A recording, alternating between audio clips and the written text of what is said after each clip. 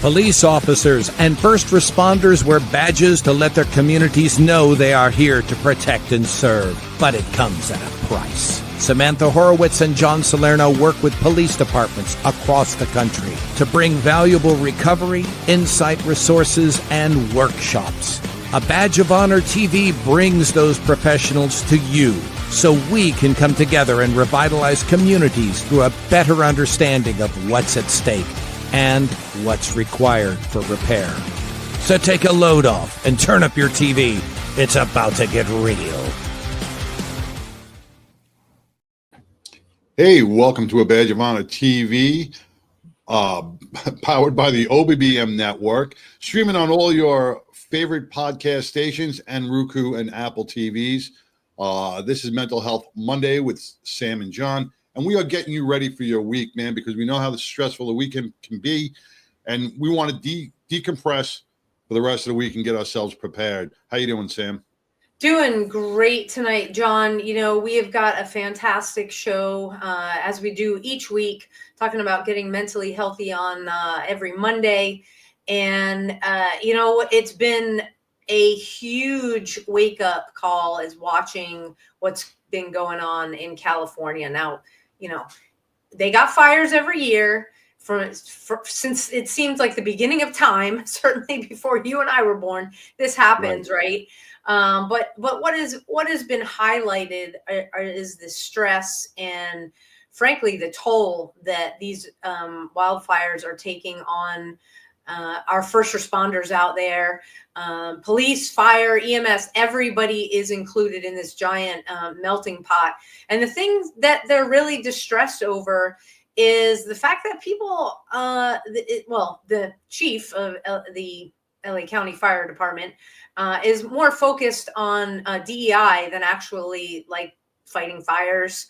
I know you and I have talked about this before. We're sick of it because people die. Okay. The focus is on the wrong thing. We're done with the DEI crap. You guys have a job to do. Thank you, those that are speaking out, those first responders that are speaking out, that are stepping up, that are doing the job that they were called to do, because we've got to get rid of these people. This is a complete 100% failure in leadership. And there's no room for this when people's lives are at stake. No, and you know, safe travels. Wish, you know, North Texas is sending some guys from Dallas, McKinney, and surrounding departments. Are sending some expert teams. So please, guys, on your travels out there, be careful. You know, one thing, and being a firefighter for 23 years back on Long Island, you know, the one thing, and this DEI assistant chief, whatever she is, the one who's in the head of, said, you know, when people are in a fire, they want to see people that look like you, that come to you and look like you.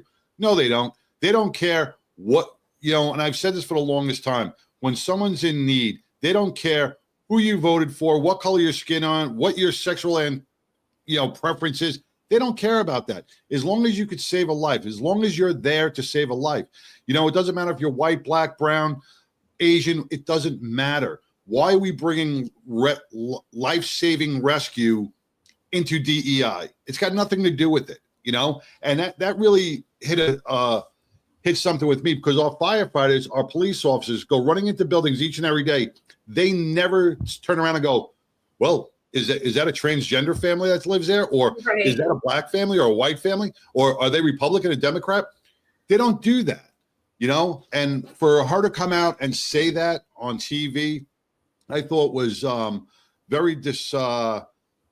It was disgusting. You say disheartening. Every first responder out there. Yeah, you say disheartening. I say disgusting, and it is a slap in the face to every first responder who is out there putting their lives on the line. And you know what? Our guest tonight, he put his I'll say his life's work and his background in a wonderful book, and we'll get to the book in a little bit. But Doug has seen a lot because he's done a lot, and his heart for service continues now. And let's bring him on to the stage here. Doug White, welcome to A Badge of Honor TV. Good evening, Sam and John. How are y'all tonight? Welcome, Doug. Welcome, Good, welcome. Well, please tell everybody watching and listening on their favorite podcast app, because yes, we are a Badge of Honor TV, but we are still coming to you on your favorite podcast app. Just tell everybody about your background. Well, my name is Doug White. I was raised in Central Florida. I enlisted in the Air Force way back before the turn of the century in 1993. Served my 4 years of active duty in the Air Force in Western Washington. And when I got out, I came back home and got into the active reserve and was assigned here at MacDill Air Force Base at Special Operations Command. While I was doing my duty there, I decided that plan A was to come back home and work for the Hillsborough County Sheriff's Office. So I applied, I went through the training and became a deputy for Hillsborough County. Let's see, 25 years to the day at the sheriff's office. We were very, very busy, and I did everything that I wanted to do. I was in field training, was in the training division. I was on the bomb squad for just about 7 years, and started climbing through the ranks. And I was a corporal in patrol, a sergeant in the Homeland Security Division, and a lieutenant back out in patrol where I ran a platoon on the night shift. My career, I valued my career. I valued every moment of it. It was wonderful. I learned so many things, and were it not for each of those lessons, my story would be very different here today. But traveling back in time, while I was working for the sheriff's office, I was still an active reservist in the Air Force, and I served a total of 14 and a half years, just shy of 15. And on 9/11, I was recalled to active duty for 37 months and 18 days. So I went back out to the command and got to support the the Special Operations Forces Enterprise for 3 years there, and until I came back to the sheriff's office in late 04 and got right back to the business of being a sheriff's deputy. So I retired in July of 23, and it's been quite the experience since then. Doug, with such an extensive background between the Air Force, the police department, getting back to what we were talking about in the beginning, did you ever once in your career go, nope, you're transgender, I'm not going to save you, or I'm not going to respond to your call? Did that even thought ever cross your mind? None of those things ever crossed my mind. I mean, those things, no, never. And, you know what? 99.9999% of our first responders out there would never cross their mind either. We're there to serve our public. So, yeah, that's it. We're there to serve our public and stop the killing, save lives, stop bad guys from doing bad things to good people. And no, I don't. None of that stuff ever factored into my mind and anything. It's a life of service, and I don't believe that anybody worth their salt would consider anything like that while they're working. Agreed. I worked with 40,000 NYPD, and I don't think any of them thought that way either. Yeah, you said your military service when you were recalled after 9/11.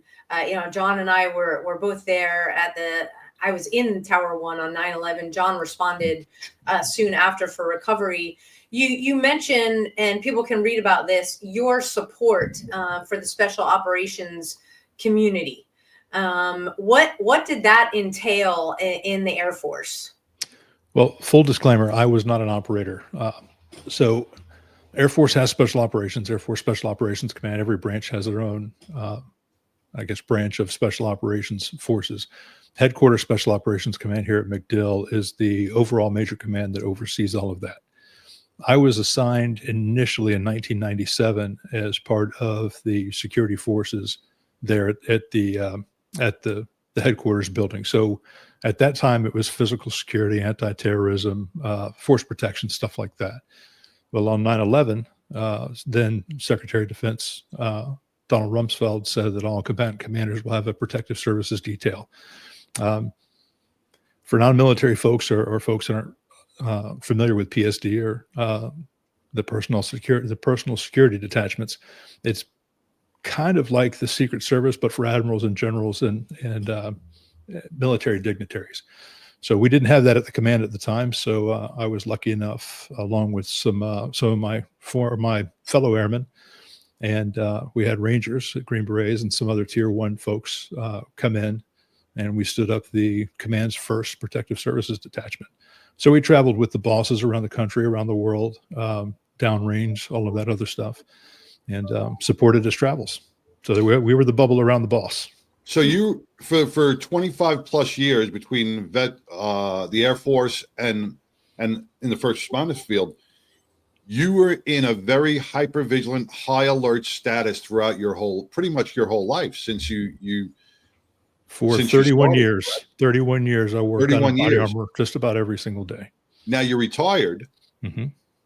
How hard was the transition to move from being in such a hypervigilant state to, all right, now I'm going to sit down, I'm going to write a book?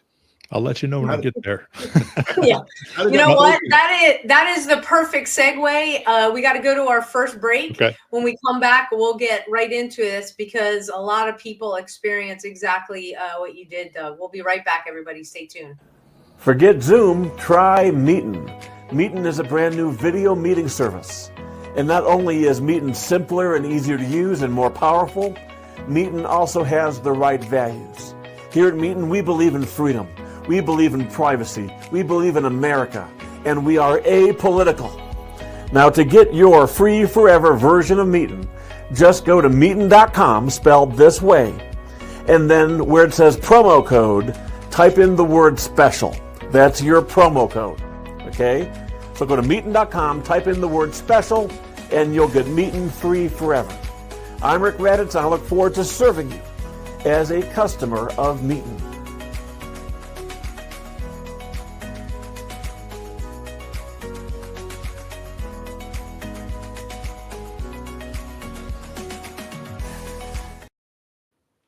Hey, welcome back to A Badge of Honor TV with John and Sam and our very special guest, Doug White, U.S. Army, U.S. Air Force veteran, deputy sheriff, and, 31 years of really providing life-saving efforts for not only your community that you served as a law enforcement officer, but for the United States of America. So we all owe you a great debt of gratitude, Doug. We talk about post-traumatic stress. You were at 9/11 and you were there for a long time. The things you saw, the things you had to deal with on a daily basis. You sat back after retirement after 31 years and said, "Hey, I'm going to write a book." Now, most first responders have a hard time even focusing. Sitting down and focusing. What was your key thing that really got you to get down to a pen and paper or a computer? Well, I had quite a lengthy off ramp when I first left the command and came back to the sheriff's office in 2004. I left my team, my tribe, my detail, and losing my teammates or leaving my teammates was a hard thing. But I transitioned into a paramilitary organization when I went back to the office, but it was different. And then, of course, moving forward, another 19 years before I retired from the sheriff's office, leaving that tribe kind of leaves a hole. I mean, you're this thing for 31 years and you wake up one day and you're not that thing anymore. So we have the constellation of injuries and illness that we will all experience. The PTS, sleeplessness, sleep disturbances, testosterone issues, hormonal imbalance, all of the things that come along with that. So while I was trying to unravel my the physical things that inevitably happen to us throughout a life of service, I was trying to sort out the mental stuff too. And I will be the first one to tell you that journaling, I was dismissive of its value, and I was self-deprecating in my response to it. And that people would say you should journal, and I said that doesn't work. I'm too lazy to journal. So I'm dismissing that and dismissing myself at the same time. But when I finally retired in July of 23, I did not know what I wanted to do when I grew up. I was 49 years old and I never had to work again. So what is that? So scary. Yeah, not really. I mean, it was kind of awesome, but still scary. What are you going to do? I mean, I've, full bore for 31 years. It's time to find something. I still have a lot of value. And, but I wanted to sort things out. So I started journaling, and I found that the blank screen on my laptop didn't judge me. There was no ego. And of course, before I got to that point, there was reading, a lot of podcasts, a lot of positive influences that I was bringing in. I was very, uh, very selective in the things that I brought in, the people that I allowed in my circle, and the things that were filling me. Um, but I started typing, and I put words to feelings and things that I had never put words or feelings to, things that had bothered me that I never knew um, were, there was not even a shadow of those things. And here they are, full of life. And, one day I sat down with a cup of coffee when everybody went to school and work. And next thing I know, the coffee's gone, the garage door is opening, and I'm put down 10,000 words in a day. Yeah, it was pouring out of me. There were causes of reflection. There were times where I would step back. I think the longest point where I stepped back from the journal was about 6 weeks, just to really unravel some of the things that I was discovering. And there came a point when I was 77,000 words into this, and this was just February of 24, and that's just over a 300-page, paperback book, and it was just feelings. So I put that aside. Well, let me just, Yeah, while yeah. you were doing the journaling, because I know, like you said, journaling gets dismissed a lot, and it is a huge healing tool for so many. What kind of emotions came out while you were at the typewriter? Because I want to bring our audience into what you buddy. felt. Is that okay? Oh yeah. Oh. I mean, it's all there. I mean, there's I want to let 200 them know pages. that it was okay to cry in front of and break down as you're writing these words. What were your feelings? How did it come out? I was like sawing my arm off, man. It was just Yeah. there were things in there that were very raw. I mean, I don't know how much a lot of your listeners or your viewers have actually read the book or gotten in there, but there's some rough things in there that were in my journal that I left in the book. But I was going through calls, looking at lessons learned, things that I could have done better. Um, I discovered and I owned every shortfall as a deputy, as a leader, as an airman, as a husband, as a father, as a man, as a friend, as a son. I mean, every single aspect I owned.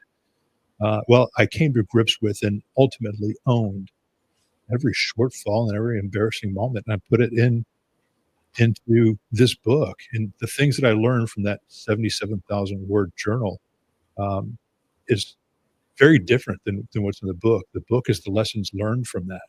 And I was able to unravel a lot of things. I mean, there was a point where one of the calls that I unraveled in that, I pushed away for 6 weeks, and I planned where I was going to be the day that this certain person was released from prison. And I knew that where you're going to be released from, you have to provide an address. And I know the date and time and how long it takes to get from that place to your new address. And I went deep and I went dark. In the book, I talk about a break that was actually my breakthrough. And I had to work on a lot of things. And I was dark then, but after retirement, I got much, much darker going through this. And it was bad. I had reduced myself. I mean, the guilt, the shame, the anger, and all of that experience. I'd gotten to the point where I'd reduced myself to a paycheck.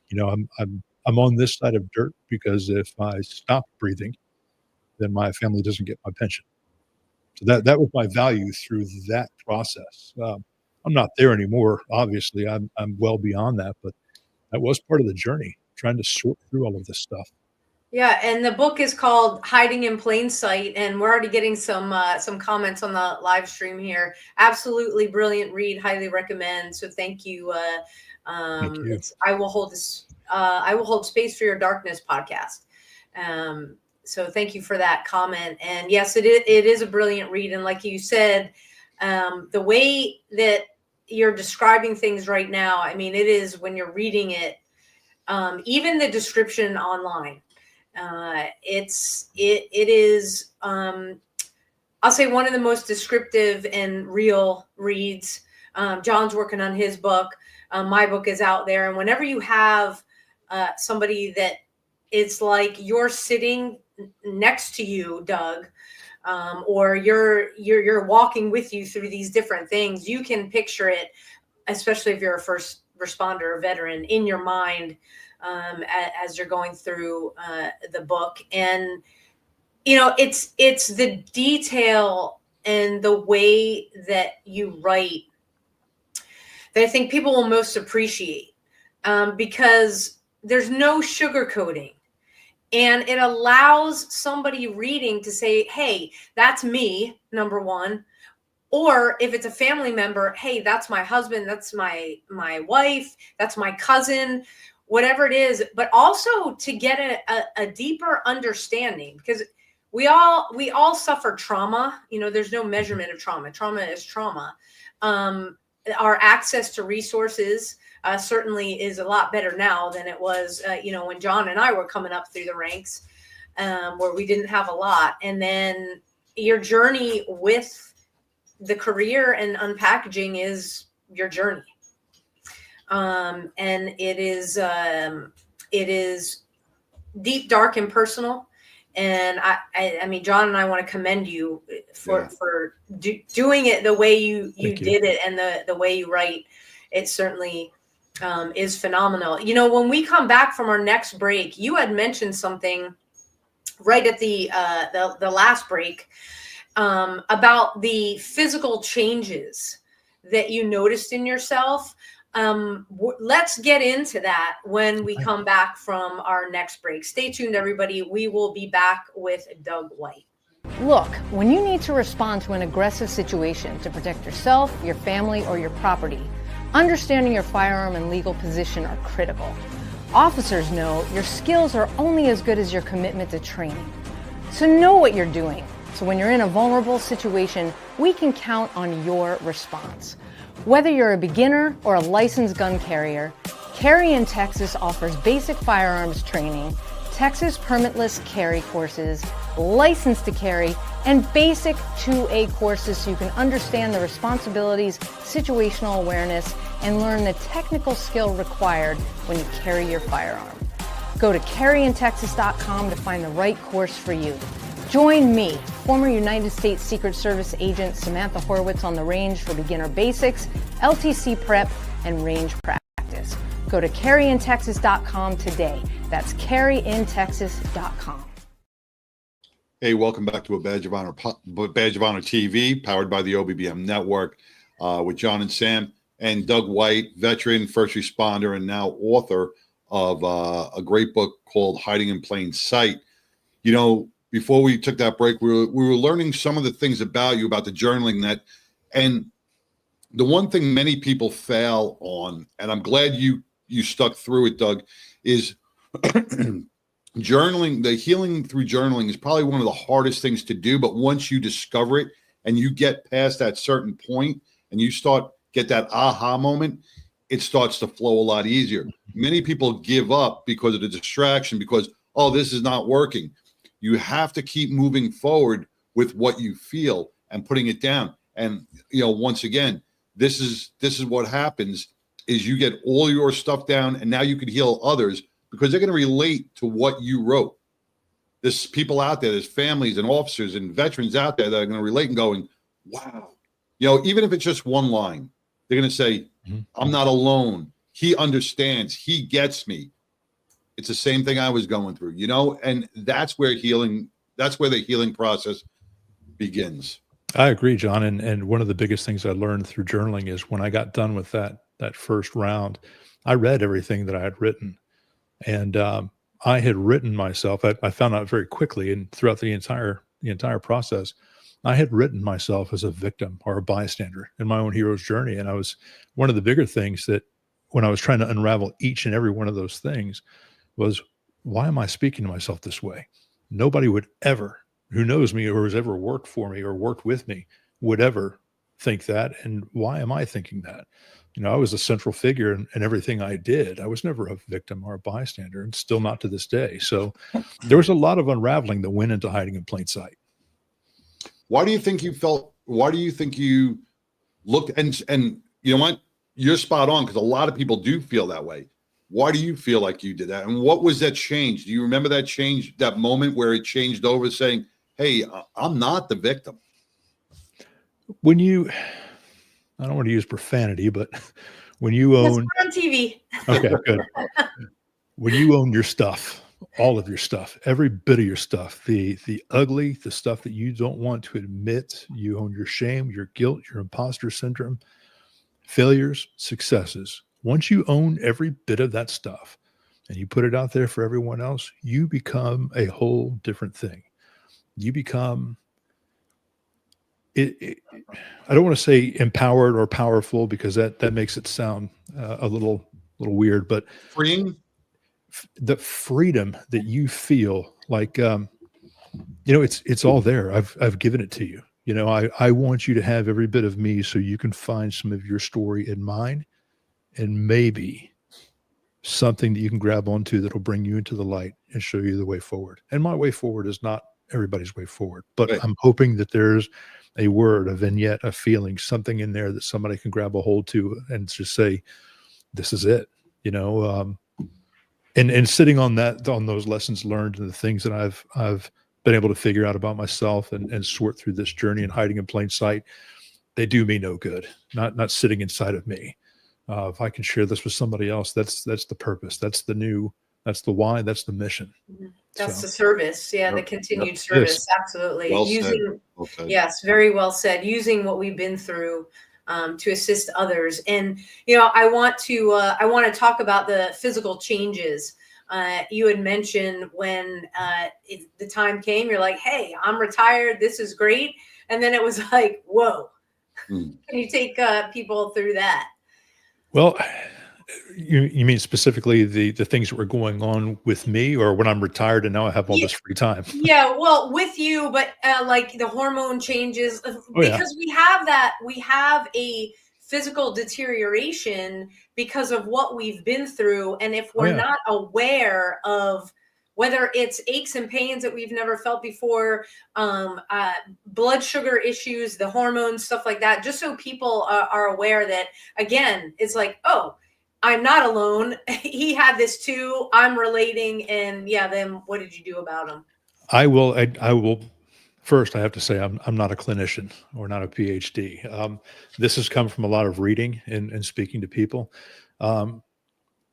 There's a book written by Dr. Chris Free. It's a study that was done in 2020. The book was released in late March of 2024. It's called Operator Syndrome.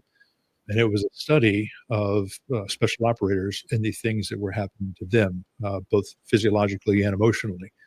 And what he described and what he found was the allostatic load, or the pressure that we're always under, high operations tempo, shift work, always go, go, go, high emotions, hypervigilance.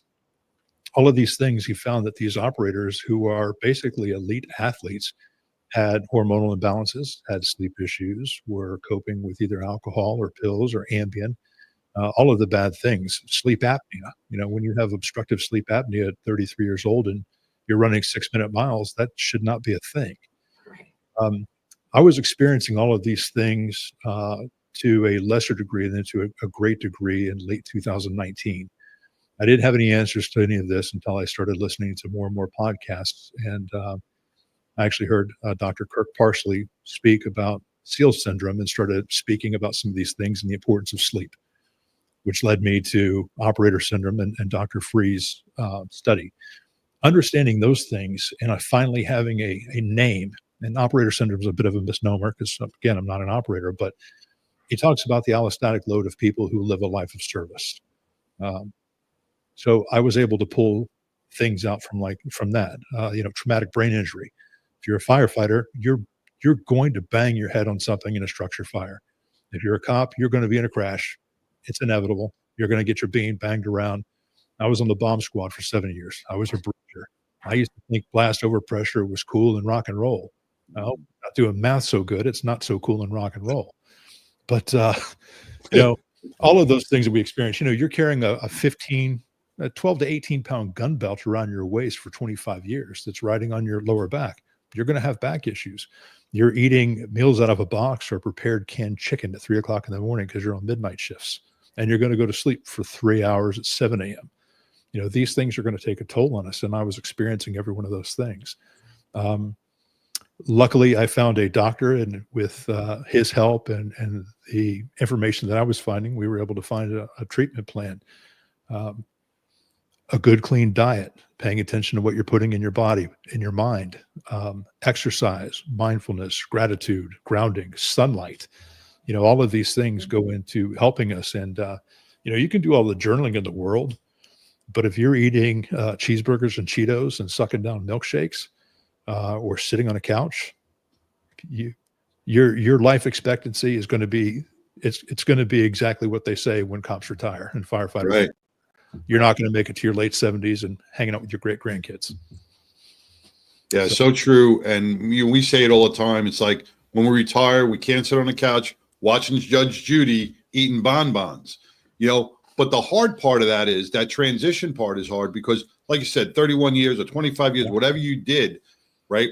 That becomes such the norm for you, that lifestyle. And that's a long time. That's a long lifespan to be eating chicken out of a can at 3 o'clock in the morning. So it's the normal thing to, so it's not easy to break out of those habits. But once you do break out, like you said, the feeling, the freedom, the healthiness that just overwhelms your body makes you want to do more. Yeah. I think a lot of people, they find their way through, hopefully it's not a health scare and they decide maybe I should do something about my diet and clean up. I mean, I found myself in 2021, I believe, or 22. I don't know. It all blends together. Now that I'm retired, I don't have to keep a calendar, but, I was on duty one day and I was in good shape running triathlons. I had run a marathon. Well, no, I was actually training for a marathon. I was in good shape. Everything on the outside was good to go. The blood work was off, but I was sitting behind a hospital on a Friday morning, actually eating my overnight oats. Everything was fine. Not the first call of the day. And started getting tightness in the chest, started panting, sweating, radiating pain down my arm and up my neck and everything else. And called the sergeant and I said, hey, I'm just going to walk into the hospital real quick. And I drove over and walked into the ER. Said, yeah, I think I'm having a heart attack. They're like, oh my God, lay down. I'm like, nope, I'm good. Just show me to the room. And they did a heart cath and the doctor said, man, your heart looks fantastic. This is stress. There was no blockages, no nothing, no statins, everything was good to go. And I mean, I'm awake. They've got this thing in my arm and I'm watching my heartbeat on this cath, on the twilight dope that they gave me. And they kept me overnight. It was just stress. And it's a scary moment. Yeah. When you're 46 years old, it's scary. And, John, like you said, you kind of buy into the persona and all that stuff. I was overcommitted. I was super invested. I was all about the job, all about the service and everything we were doing. And I put it before everything else. And that's, again, when you start journaling, those are some of the things you have to own. It hurts. Absolutely. When we come back, we want to talk more about that transition period when you put your papers in, you knew you were going out, and what you had to do to prepare yourself for that. Take a quick break. Be right back. Leftovers again. It's time for something we haven't had in a long time. It's time for something right. It's time to make the right choice. OBBM Network TV is always the right choice. Choose right. Hey, welcome back to A Badge of Honor TV with John and Sam and our guest, Doug White, veteran, first responder, and author. Before we took our last break, we were talking about transition. And probably one of the most hardest things to do because we're so conditioned to living one lifestyle, and then all of a sudden we feel we lose our purpose, our why. That S on our chest is no more. We're a civilian. They lock the door. And each department, each branch probably does their transitions a little differently. You had the opportunity, Doug, to have the transition from the military and the transition from law enforcement. Which handled it better? Because that means a lot to the person leaving the service. I was going to say the answer to that's in the book, but no, I'm kidding. It is there. But when I left the service, it was, it was very different. I mean, the men that I served with and the women that I served with on my active duty time and reserve time that was a whole different level. And I'm still in contact with those guys today. In fact, my old boss, I saw him Saturday night before last at at a wedding reception, and I hadn't seen him in 20 years, and it was wow. fantastic.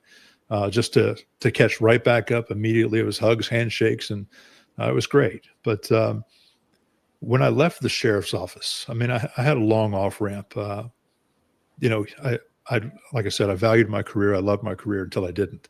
You know, there comes a time where, you know, being a first responder has a shelf life, and I was rapidly approaching that shelf life. And I decided to prepare for the long off ramp. I went back and got my master's degree so I could teach undergrad. Spent a lot of time in front of a classroom, contracted for FEMA and DHS, and taught bombs and bad guys all over the country. And I wanted to teach people about the things that I enjoyed. So I got my master's, and I actually did an interview with the university, did a teach back and everything, and walked away from the table during negotiations about money. It just wasn't setting me on fire. You know, what did I want to do? That was the $1 million question. What's next? What are you going to do? You can't slow down. Guys like you don't know how to stop. And that was right. I mean, I thought about 10 different things. I wanted to get my MBA, but I don't need an MBA for what I wanted to do because I didn't know what I wanted to do. You know, get my PMP certification for what? You know, I could run a project. I did it for 25 years. So that off ramp was weird because you're trying to adjust to not having a schedule, not being on that roller coaster of hypervigilance and trying to decompress and hypervigilance and decompress.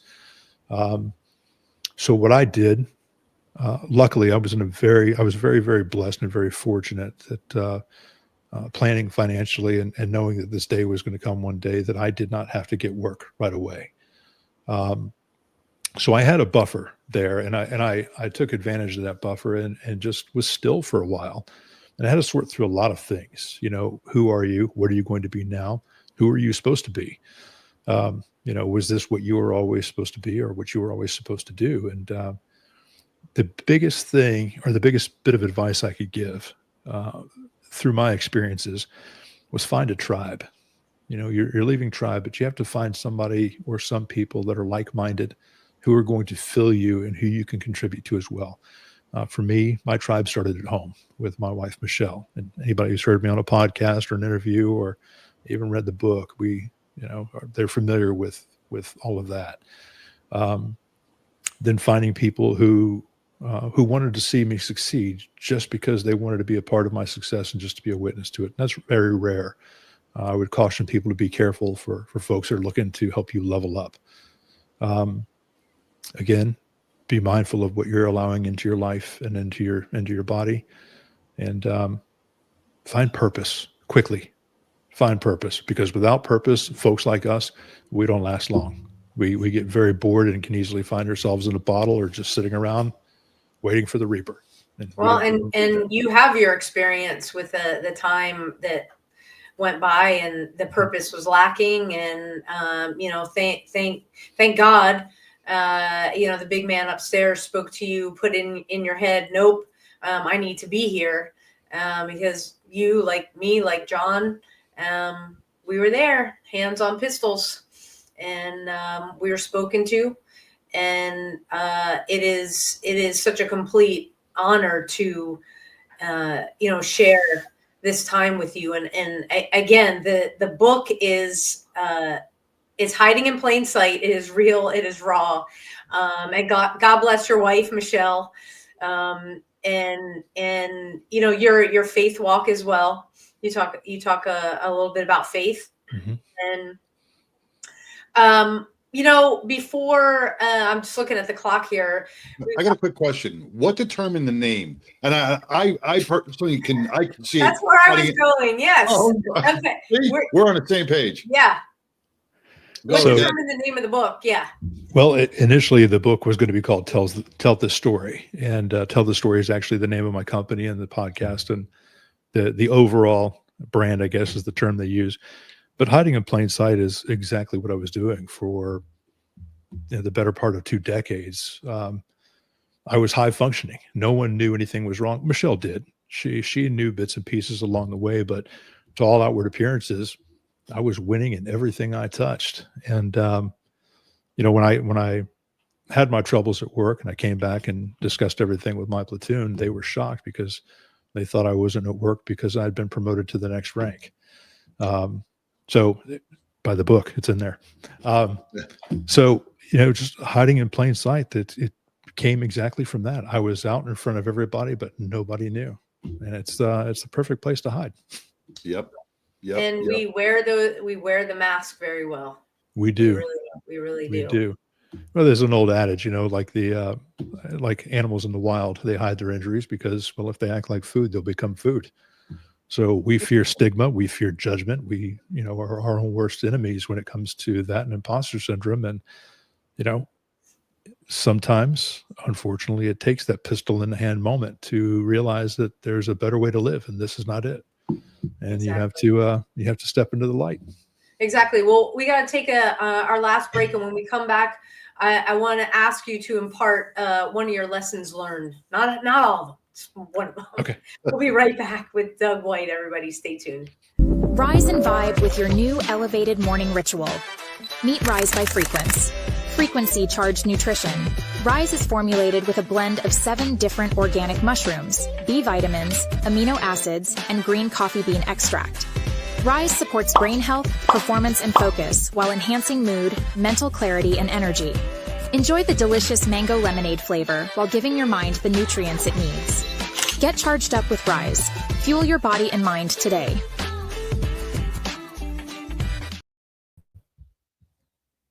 Hey, welcome back to.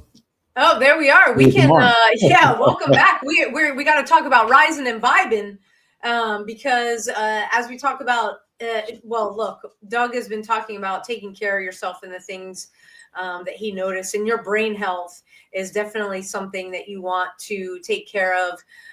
With Rise, it is, again, formulated with a blend of 7 different organic mushrooms, B vitamins, amino acids, and caffeine. Not a lot, just 100 milligrams of organic coffee bean extract. No sugar, so it is absolutely keto friendly. Boost your mental performance, brain health, energy, mental clarity, creativity, motivation, concentration, alertness, and mood. It is my pre-workout go-to every single morning. I love it. Tastes super awesome. I never thought that mango and lemonade, especially in the wintertime, would be something that I look forward to. But let me tell you something. Once it's in, I am on.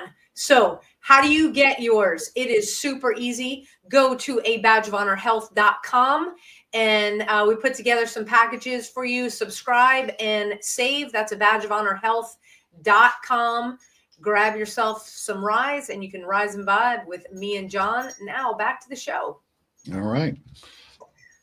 So we are back, and Doug, before we went to break, I asked you to share one of the takeaways, the aha moments that you had, that you put in the book, that folks can relate to. One of the things, and I want to focus on the mental wellness or the mental fitness end of this. If you are experiencing something that's off, just know that you're not alone. These are normal responses to abnormal inputs, and don't wait for somebody to ask if you're okay. That ask may never come. Getting help, there's only one barrier to entry, and that's raising your hand and asking for help. So just ask for help. I mean, I could go on and on about leadership and moral courage, but I would rather just say, for the one person that needs the help, ask. It's going to be there. Just ask. Amen. Amen Exactly. to that. What is the best way for people to reach out to you? Well, I'm on all socials and all platforms. The best way would be my website, dougwhiteofficial.com. My link tree is there. Everything you can get that I've touched can all be there. The book and everything's there. Okay, that is dougwhiteofficial.com. I got it up on the screen for those of you watching or listening, rather, on your favorite podcast app, dougwhiteofficial.com. I will say we met on LinkedIn, and Doug White on LinkedIn, super easy there. And you've got a lot of great information on there, some podcast photos that you've got up there. What are you speaking anywhere soon? Do you have other podcasts or shows that you have upcoming? I've been at this for 2 months, and I've got my own podcast, Tell the Story. And awesome. I did an episode today. I actually had Travis Gribble on today. So that was pretty awesome. And I was on James Gearing's Behind the Shield just last week. That'll be coming out in the next couple of weeks. So I'm not speaking yet. I'm working on that, but I will be happy to travel and speak to anybody about any of this at any point in time. I'm waiting. One more time with your podcast. Tell This Story. Tell This Story. And how do we find that? It is, my website is there, but you can also find it on Apple, Amazon, Spotify. I got my YouTube channel and iHeartRadio. Very, very cool. And what is it? Is it focused obviously on stories? Are you focused on a particular topic in that, or is it just people coming on? And it's a first responder, veteran, and their families. I think one of the things that we're missing here is including the families in these conversations. They talk a lot about culturally competent counselors. My culturally competent counselor sits 18 inches from me on the couch and has been sleeping with me for 25 years. So including our spouses in this and our families in this is an integral part of us moving forward for all of our communities and for all branches. So I have responders on there. I have veterans. I have PhDs, clinicians, people in this space and people not in this space. So I have a segment that we do on bonus episodes, a guy that's still working, but he's a tribe of one outside of my house, and we talk about leadership and stuff like that. Hey, and what do you say to somebody, you talk about family, what do you say to the first responders out there? They're like, I don't want to bring my work home and share. The people that stand beside us, and I get emotional when I talk about this, so I do apologize. And I know I'm looking away from the camera, but my book starts off with my opinion that the people who bind themselves to us and stand at an altar with us, who love us, are actively looking for ways to help us and be a part of our lives. They're bound to us and they're bound to our service. There is no one on this planet who deserves an opportunity more to be that person for us than our spouses and our partners. So get over yourself, communicate with your partners and your spouses, let them know what it is you're going through. And I'm not saying come in and do a trauma dump. Give yourself time to decompress, but communicate. Just communicate, be open with each other and allow them in. They're not going to judge you. They're looking for ways to help you. And like John always says, this thing called social media, if it's a really bad night, it's probably made the news already. Yeah, so your spouse probably knows about it before anybody else. Exactly. I was in an officer involved shooting years and years ago, and my sergeant asked me if I needed to call anybody. It's like, no, I'm good to go. And I realized my wife at the time, Michelle, and my very small children were going to be driving by the end of that street any minute because it's just outside of my neighborhood. So I was like, maybe I should give her a call and let her know why there's crime scene and helicopters and what's going on. And I'm standing in the street. Yeah. So social media wasn't really a thing then. I think may have been MySpace, but yeah. Yeah. Well, that's the thing when we're so focused on the job, and we're in that moment. No, there's nobody I need to, because it's you're existing in the world as it's unfolding in front of you, forgetting that, like you just said, oh wait, my wife's going to be driving by where I am right now. Yeah. So I owe that phone call. And as I think Jeff shared in one of the workshops, when you do call, when you make your phone call, don't leave a message that just says everything's fine, bye. I'll call you later. Bye. Yeah. Because they know it's not. Well, Doug, this has been phenomenal. As usual, the time has just flown by. Folks, pick up the book, Hiding in Plain Sight. Doug, I'm putting your website up again. It's DougWhiteOfficial.com. DougWhiteOfficial.com. And you guys on screen, you can see that. Again, Hiding in Plain Sight. Grab it, learn from it, realize you are not alone, and connect with Doug because he's willing to have conversations. Reach out to him, and you deserve it, and just make it happen. and include your family in these conversations. Yep. Yes. So Doug, thank you so much. Yeah. Thank you so much. We will definitely be in touch, and hopefully you will sell out of all these books because it is phenomenal. Well, thank you. They'll keep making paper, so we'll keep selling them. There you go. There you go. Thank you. Thank you both. Right, Have a great one. Amazing guy. Yeah, amazing guy, amazing story. Just a wealth of knowledge, not only because of his length of experience, going from the military, continuing his service in law enforcement, and then putting it all on paper, but really the big lesson is take the time to do the tough stuff, like journaling, like writing it out, because it does hurt. It does suck. And you and I have talked about that before, but you know what? That's where the learning is, because you learn like, hey, maybe I need to talk to somebody about this, or hey, maybe I need to change a few things here and there. And when you journal, it doesn't have to be in a writing form. Just throw up on the just paper. type on a screen. Yeah, that's what I mean. Yeah, just type it out. Because people go, well, I don't have the writing skills, or don't worry about punctuation or capitalization. You don't even worry about spelling. Just write it out.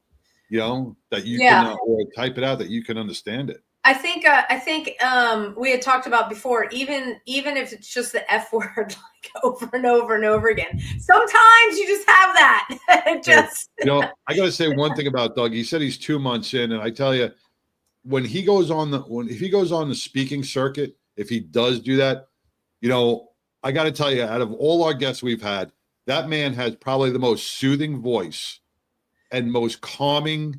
We've had a couple, but yes, he's very. He really brings you, and I can imagine him in front of people. He can definitely get you centered. He did a great job. Yes, he did. Absolutely. We're so grateful for coming on and sharing his story. We talk about sharing stories. We have got 2 amazing events coming up. The first one, January 24th. That is a Friday. It is our 8-hour workshop. Hey, if you are within a few hours drive to the Dallas, Texas area, make that drive, register for our 8-hour workshop. We do it in conjunction. Wrong link there, Sam. In conjunction with the Garland Police Department. Go to badgeofhonor.org. There's a pop-up on the screen. You can register for that. And if you are a member, or you head up the peer support program in your department, police, fire, EMS, otherwise, if you are a first responder, peer supporter, or you run a program, reach out to us, get in touch, because on Friday, March 7th, we are doing a peer support training, and really want to give a shout out to Todd Geary and the Overwatch Peer Support. We have been doing some debriefs, unfortunately, due to, we had suicide and 2 line of duty deaths, and grateful. I don't mean to cut you off, but did you hear this past weekend, and I'm sorry, I forgot to bring this up, another Chicago retired officer. Yeah, this weekend. It just continues, but they brought us in, and the practitioner that we have on staff, who volunteers his time with us, John Edmondson, he is absolutely phenomenal at what he does, and was so incredibly helpful, because it's not your normal debrief, and got a lot of great feedback. So we are bringing that. It's a 4-hour free training for those of you involved in peer support. So you can visit our website at badgeofhonor.org. Again, that is, go to our calendar. It is Friday, March 7th, and the ticket link is on there. So grab that now. Again, huge thanks again to our guest tonight, Doug White, to all of our first responders out there. Thank you for what you do, keeping our community safe. You have got a crew of prayer warriors, coast to coast, praying for you every single day. For all of you veterans out there, thank you for fighting the good fight that allows John and I to do a show like this every week. And for all of our active duty personnel spread out across the globe, they continue to leave every single day. There's so much stuff going on that is not being talked about in mainstream media these days. We have your safety in mind as well. God bless you, and thank you for keeping our shores safe. John, take us home. To all the firefighters, first responders, military personnel that are headed now to California, our thoughts and prayers are with you. Stay safe. Keep the battle going. You guys are doing an amazing job. You're saving lives. God bless. For our people from North Texas heading out there, please be safe. And, anybody who is, part of that, we're holding you near and dear to our hearts. We love you guys. Till next week. Take care, everybody. A Badge of Honor podcast is produced for the OBBM Network podcast and protected under copyright law. For content permissions, please submit your request to abadgeofhonor.com on the content page. For OBBM Network programming information, please call 214-714-0495 today.